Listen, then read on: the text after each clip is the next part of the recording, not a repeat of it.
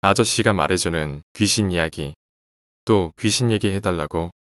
이번엔 뭐가 있을까? 예전에 아저씨가 옆집 형한테 들은 얘기가 기억나네. 근데 그 옆집 형이 풍이 좀 센 형이라. 그 형이 겪었다고 한 얘기긴 한데 별로 믿음은 안 가더라고. 나중에 보니 여기저기서 괴담이나 영화 같은 데서 나오는 소재더라고. 그 얘기는 너도 들었을 수도 있다는 거야. 아는 얘기라고 재미없게 듣지 말고 그냥 처음 듣는 얘기라고 생각하고 들어. 나도 그때 그렇게 들었으니까. 강령술이라고 하던가. 얼마 전에 한창 유행하더만.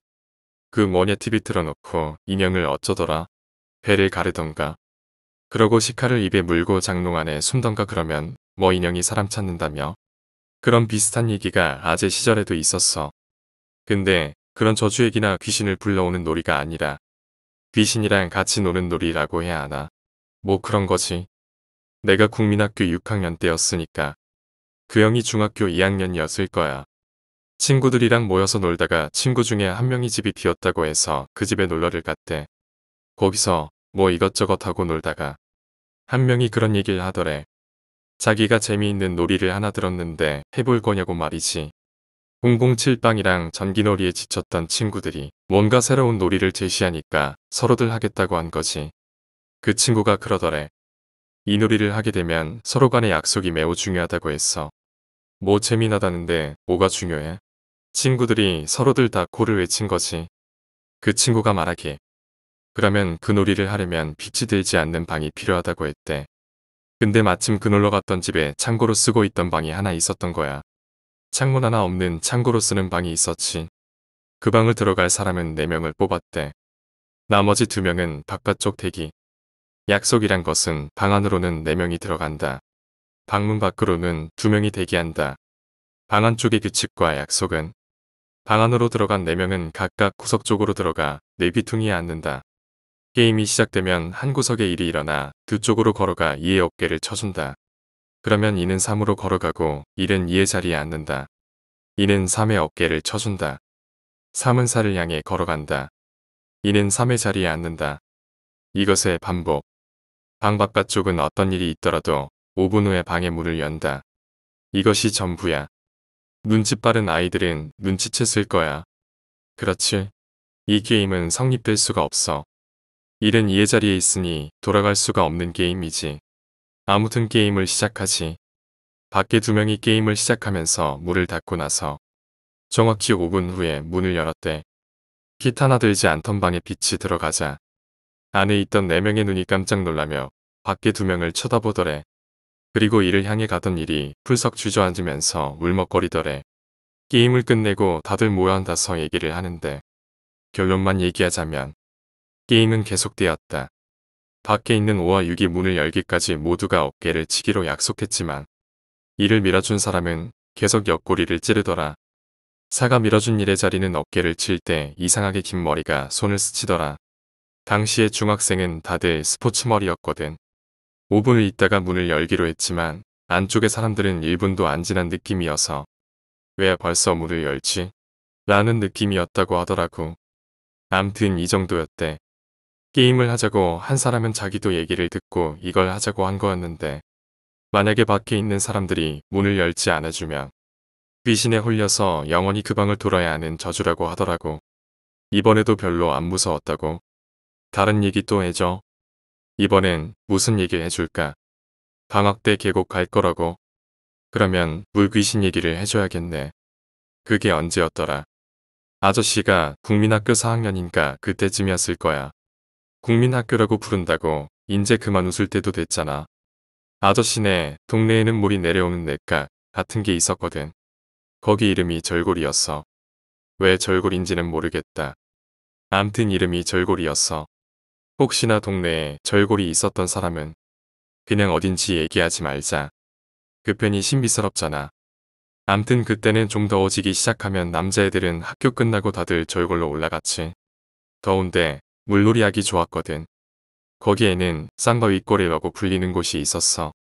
난 처음에는 쌍바위골에 큰 바위가 2개 있어서 쌍바위골이라고 하는 줄 알았는데 나중에 들은 얘기론 상류 쪽에 작은 바위 2개, 30m쯤 하류 쪽에 큰 바위 2개, 이렇게 해서 쌍바위골이라고 불리었다고 하더라고.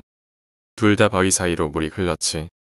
거기를 놀러가면 암암리에 작은 바위골은 저학년, 큰 바위골은 고학년. 요게 불물율이었어. 작은 바위골은 암만 깊은 데를 가도 물 깊이가 허리까지밖에 안 오는 반면 큰 바위골은 수심이 2m가 넘는다고 했거든. 그날도 우리는 학교가 끝나고 절골로 갔지. 옷은 다 벗고 빤스만 입고 물놀이를 하고 있었는데 갑자기 비가 오는 거야. 9학년 형들은 다 옷이랑 챙겨서 비를 피해서 뛰어가더라고. 그때 같이 놀던 친구들 중에 그나마 수영을 제일 잘하던 녀석이 큰 바위골 비었다 저기로 가자.